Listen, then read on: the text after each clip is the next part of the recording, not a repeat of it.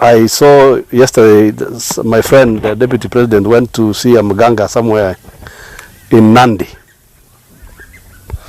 And I was very amused at how a person who has been saying that he is a church person now is the one going to Mganga.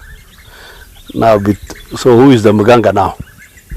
Between him and the people who have been branding Uganga. So who is the Mganga?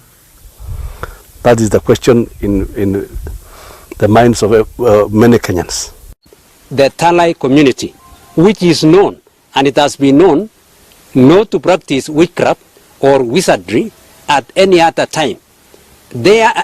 Our work mainly is to keep the blessings. We don't practice sorcery. We don't practice other cunningly devised devils whatsoever. Ours is to keep the blessings. And what we did on 5th was just to give the blessings to His Excellency Ruto, so that he may have the power and the courage and the wisdom to pursue the leadership of this country when the opportune time comes in 2022 and another time to come. Mambo ilifanyika huko Nandi, we welcome.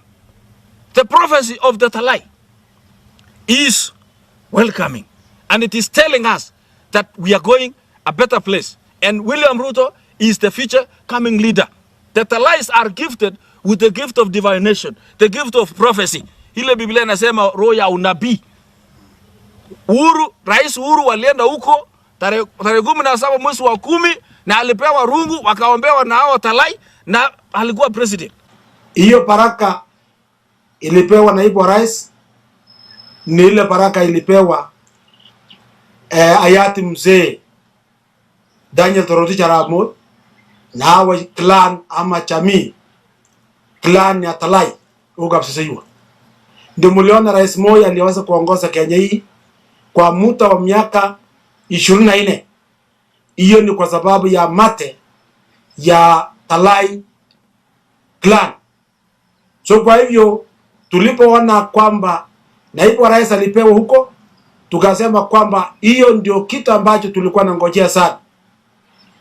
Naibu wa rais amepewa, na sisi kama Wakalenjin tunataka kusema ya kwamba hatuna mwingine.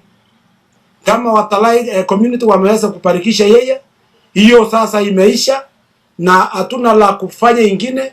Hiyo kitu imefungwa, na mpaka tuone ya kwamba rais ambaye atachukua uongozi ya nchi hii sio mwingine, itakuwa ni William Ruto, kama vile mzee Moi alipoparikiwa na kaachika uongozi ya nchi hii.